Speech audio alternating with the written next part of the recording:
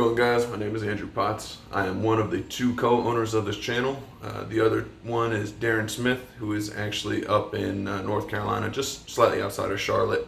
Today, kind of an intro video. We're gonna get a feel and test the waters. So I do apologize for any latency as far as an upload schedule goes in the beginning. Both of us will do our best to eventually become regular with our videos, and hopefully we can determine some sort of regular upload schedule. Let's go ahead and transition you over to the walk around of the truck.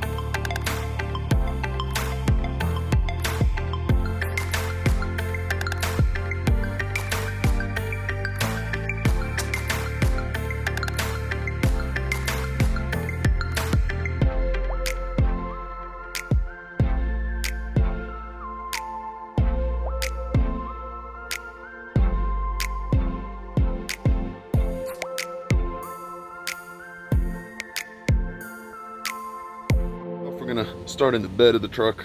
We've got this nice, well, technically custom Moroso master battery disconnect switch.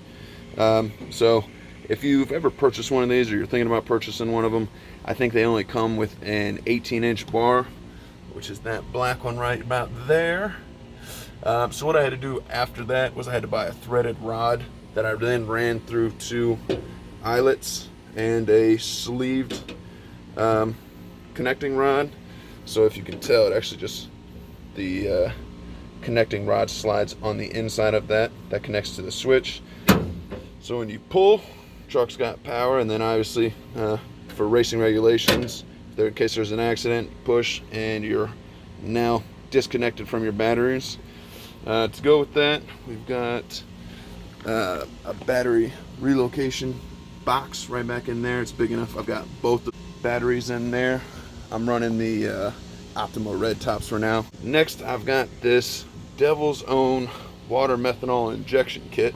This is actually their race tank with baffling inside of this. They told me I didn't need to caulk around the edges, but the last thing I want to do is be that guy and start leaking at the track. So I've got 6AN braided stainless line running through black fittings from the tank to the pump, down to the solenoid right down there, and then tucked up underneath the truck. So I got the Tonneau Pro tonneau cover, and then actually just picked up the fleece stack cover in order to keep all the rain out and try and keep the truck cleaner than it normally is. But tucked up underneath of it, I have the Far From Stock stack kit, which in my opinion is one of the best stack kits I've had. So moving on to the rear, we have a roll pan that I installed and painted myself. It used to have a bumper on it. Regardless, I got the roll pan installed. I got it all tidied up. What I did not know when I bought the roll pan was that when I took the front back bumper off, the guy who decided to paint my truck this gray would not get the insides of where the bumper originally sat.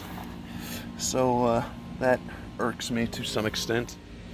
We've got 20 by 10 fuel flows wrapped in Nito 420s.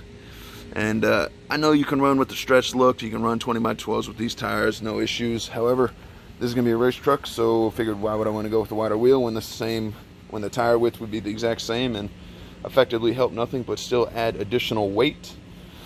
So we'll see. Those will do until the track can't hold them anymore, and then I'm pretty much gonna have to pick up some radials. Right now, we've got the Mag High-Tech rear diff cover with AMSOIL Severe Gear differential fluid in it, and then we've also got the traction bar mounts back here. And notice the blocks and the amount of leaves, because in a video very soon, some of the stuff is going to be getting deleted. So in the middle section, we've got the AirDog 150, which you saw a little earlier. Then we've got a 47RE, which has a triple disc torque converter, which I don't remember by whom, it's been so long. And then it's also got billet intermediate and an input shaft. So it's still got the OEM output shaft, which is why I'm scared to death to launch this thing full tilt and four-wheel drive, because I'm willing to bet that that's going to be the first thing to go. So on the inside of the truck, as you can tell, the first thing jumps out at you are these carbon fiber green dipped pieces. This was one of the modifications. I don't even know if you'd call it a modification, but this was one of the first things I did when I got the truck, and I was told some bizarre green paint coat. However, I am, if anybody wants it because they think it looks cool, I'd be more than happy to trade for some OEM black. If you're interested in that, drop a line and we'll see what we can do. But moving forward, this is actually something I'm kind of proud of. It is a custom aluminum bezel that I actually designed in Creo and then machined out on my school CNC. So we've got our Devil Zone progressive controller. We've got this switch panel here, which I kind of like it. I am thinking about potentially moving to a bigger panel once in the near future, because the AC is going to be going, so might end up ripping this out and then replacing this entire section. Right now I've only got it hooked up to lights, the water methanol, and then a BD rad box to help remove torque management so I can shift into second gear locked up via the TCI Outlaw Black Edition ratcheting, not even sure if it's called a ratcheting shifter, but I'm going to call it a ratcheting shifter. Going from the fuel setup, we've got, right now we still got the factory tank. We've got an AirDog 150.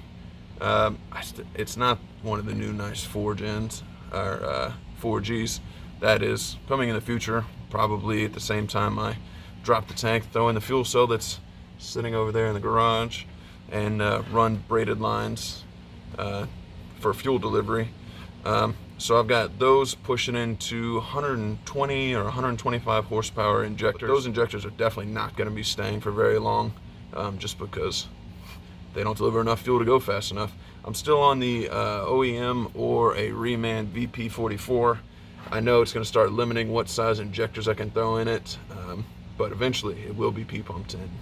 That I'm actually looking forward to. Just we've got the 120 or 125 horsepower injectors, then we've got Manton push rods and valve springs and upgraded keepers and retainers. The AEM cold air intake, which I know you didn't see because the intake is torn apart right now just because of another project that will be in a video shortly.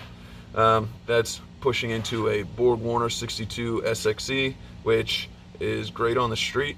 Spools just as quickly as your OEM turbo without, but I was worried with the upgraded air and fuel was going to overspeed the factory turbo, so I swapped to something a little bit bigger.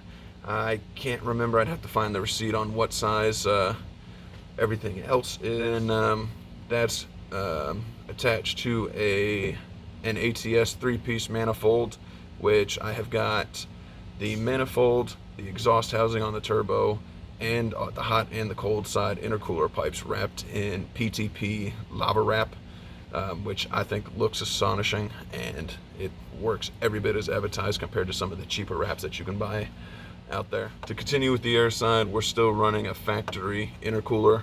However, we have upgraded to the Mishimoto 5-ply intercooler boot set, which is pretty phenomenal boots if you ask me. They are incredibly thick, and I've had 0 blowouts yet. So we'll put those to the test when I compound it and start throwing some more boost at it in the future. I've got the Banks Monster Ram intake, elbow, and boost tube, as well as the grid heater delete, because again, we're in Charleston, there's no need for any of that. And if any of you are following my Instagram, which I'll put down in the description, it's that_slow_5.9 in numerics, then you'll know exactly what this is and what one of the upcoming videos is going to be. And that also explains why the air intake is off. But I've got a lot of goodies coming in the future. Then I don't know if you'll be able to tell. Let me swing back over here real quick. There is a reason you don't see any shocks in the front or the rear right now. And like I said, that'll be all solved with the help of my good buddy Kevin over at Full Send Diesel in Jacksonville. I'll throw his Instagram down there. He's sponsoring both Devin and I, and with the help of him, maybe all three of us can get together and go racing pretty soon. I know there's a drag strip up at Jacksonville, North Carolina, which is not too far from any of us. So we look forward to a continued relationship and some really fast trucks out of the three of us. You may be able to see it actually as we're walking up, but also whoever had the truck before me decided, I don't know if they decided to take a hammer to the AC condenser and the trans cooler and then spray paint it, because God knows that looks awesome, right? So actually up underneath we've got the BDS dual steering stabilizer kit with Fox shocks and another Mag High-Tech differential cover, also running the severe gear. And then let's see, and then right there we've actually got one of the steering box stabilizers to help with the death wobble, even though it doesn't do much. Probably gonna have to be upgrading in the near future, so stay tuned for that. I knew I was gonna forget something while we were outside actually looking at the truck. On the fuel side, we also have fueling being controlled and monitored. I noticed you didn't see any gauges on the inside other than the one pod, but it is fueled and monitored by Edge and Edge CTS2 control module with the hot unlock, and it's a street truck, so I drive it in ideal condition, so it's always running around on tune 6, because I don't like the lack of ability to just turn a knob and immediately be on the tune you want to be on. I don't feel like trying to shift, drive, and bump up my tuning on the fly, even though I know it's a capability. It was a lot easier when the truck was stock. And just a couple other things. I was told it was raised when I first bought it.